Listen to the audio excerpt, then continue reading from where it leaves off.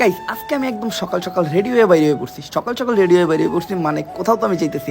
আর দেখেন এখন কিন্তু সকাল 5:30 বাজতেছে আর সাথে লাগেজ আছে। গেস করেন কোথায় যাইতেছি। তো সর্বপ্রথম আমি উঠে পড়লাম সিএনজিতে উঠছি দিকে আবার ভাইবেন না সিএনজি দিয়ে ইন্ডিয়া যাবো। আসলে সিএনজি দিয়ে যেতেছি কমলাপুর রেল স্টেশনে। আর বাইরের ভিউয়ের থেকে সিএনজি এলাকা মাথার ভিউটা অনেক সুন্দর। তো ফাইনালি আমরা চলে আসছি কমলাপুর রেল স্টেশনে। বাট স্টেশনে অনেক গরম ছিল আর আমি ট্রেনের জন্য অপেক্ষা করতেছিলাম। খুব তাড়াতাড়ি আমাদের ট্রেন চলে আসে আর আমি ট্রেনে উঠে পড়ি। আর এই যেটা হলো আমাদের কোচ, এটা একটা এসি কোচ। ট্রেনটা অস্থির। আর আমার সাথে যারা যেতেছিল তারা উঠে ব্রেকফাস্ট নেয়। বাট আমার ট্রেনের ব্রেকফাস্ট একদমই পছন্দ না। দেখেন রুটি টাইনা চিত্ত হইতেছে আর রুটির ভিতর তেল আর তেল। সকাল সকাল যদি এই তেলগুলা খাই তাহলে পেটের অবস্থা একদম খারাপ হয়ে যাবো। তো আমি চিন্তা করি এগুলা খাওয়া বাদ দিয়ে আমি একটা রিল্যাক্সে ঘুম দিই। আর আমাদের ট্রেনটা ছিল মূলত একটা খুলনার ট্রেন। আর খুলনার ট্রেন মানেই পদ্মা সেতুর উপরে দিয়ে যাইব। তো পদ্মা সেতুর উপরে ট্রেনের ভিতরে প্রথমবার আমি। আর এই দেন পদ্মা সেতুর উপর থেকে পদ্মার ভিউটা একদম অস্থির। আর ওই যে পদ্মার মাঝখানে যে বালুর বালুর ছোট ছোট দ্বীপগুলো হয়েছে না, ওইটা আমার কাছে উপর থেকে দেখতে একদমই সেন্ট মার্টিনের মতো লাগতেছিল, এত সুন্দর। তারপর আমি ঘুম থেকে উঠে যাই আর আমার সামনে চলে আসা হইলো লাঞ্চ। আর ট্রেনের লাঞ্চ আমার কাছে একদমই পছন্দ না, কারণ দাম হিসাবে খাবারের কোয়ালিটি অ্যান্ড টেস্ট খুবই খারাপ। কিন্তু কিচ্ছু করার নাই, ক্ষুধা লাগছে, খাইতে তো হবেই। তো এগুলা দিয়ে কাজ চালাই দিই।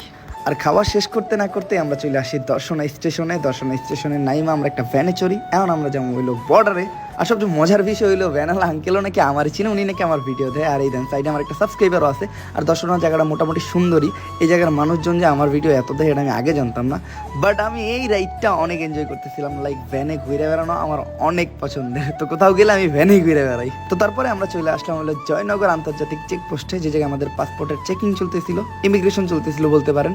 এই জায়গায় অনেক গরম ছিল, বাট আমার অনেক সাবস্ক্রাইবার ছিল এই জায়গায়। তো পাসপোর্ট চেকিং শেষে আমরা বাংলাদেশের রাস্তা শেষ করে ঢুকে যেতেছি ইন্ডিয়াতে। ওই দেখেন বাংলাদেশ, এই যে আমাদের লাগেজ, আর আমরা ঢুকে যেতেছি ডিরেক্ট ইন্ডিয়ায়। এই জায়গা দিয়ে ভ্যানে যাওয়া যায় ওই পাশ পর্যন্ত, বাট ভ্যানে না যায় আপনারা চেষ্টা করবেন হাইটে যাইতে। আর জেডি বর্ডার পার করার পর আমরা ঢুকে গেলাম পুরোপুরি ইন্ডিয়াতে। ওই যে সামনে ইন্ডিয়ান স্টেশন, এই যে আমি ঢুকলাম।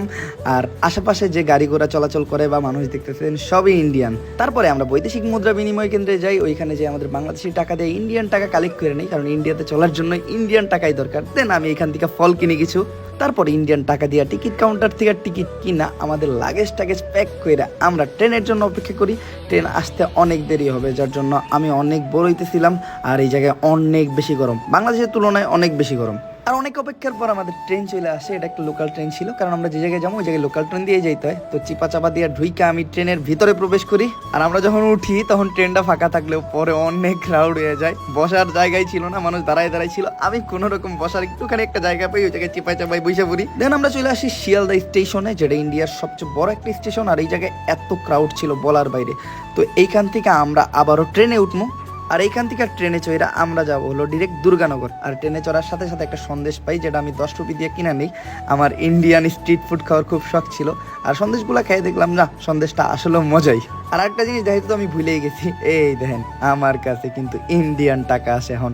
শুধু এগুলাই না, এগুলোতে 100, 200 টাকার নোট। আমার মানি ব্যাগ ভরা ইন্ডিয়ান টাকা। তো টাকা পরে দেখেন এখন আমরা আইসা নামছি হলো দুর্গানগর। আর দুর্গানগর আইসা নামছি আমরা রাত 10:30টায়। আর এখান থেকে আমরা যাবো এক দিদির বাসায়। দিদি তো আমার পরিচিত না, বাট আমার সাথে যারা আছে তাদের আত্মীয়। তো এখান থেকে ফ্রুটস কিনতেছে। আমি শুনছিলাম যে ইন্ডিয়াতে ফ্রুটসের দাম কম, বাট এই জায়গায় আসার পর আমার এই ধারণাটা ভেঙে গেছে। এই জায়গায় ফ্রুটসের দাম অনেক বেশি, বাংলাদেশের তুলনায় তো বেশি। বাট ফ্রুটসের দাম বেশি হইলো, সুইটসের দাম কিন্তু অনেক কম। দেখেন 5-6 টাকা 10 টাকায় কত ভালো ভালো মিষ্টি, যেগুলো আমাদের বাংলাদেশে 50-60 টাকা করে কিনে খাইতে হয়। তো মিষ্টি দেখায় আর লোভ লাগাবো না। এখন আমরা এইখান থেকে উঠবো একটা অটোতে। আর অটোতে উঠে আমরা দুর্গানগর বাজারটারে বিদায় জানাই দিই। আর ওই দেখেন রাস্তা বন্ধ লেখা, কাকা কত সুন্দর কইরা সাইকেল চালায় চালায় এই বন্ধ রাস্তার ভিতর দিয়ে ঢুকে গেল। তো যাই হোক, কাকার দেশ কাকার ইচ্ছা। আমি চলে আসলাম বাসায়। আর এখন আমি অনেক টায়ার্ড, আমার রেস্টের প্রয়োজন। তো আজকের ভিডিওটা এই পর্যন্তই।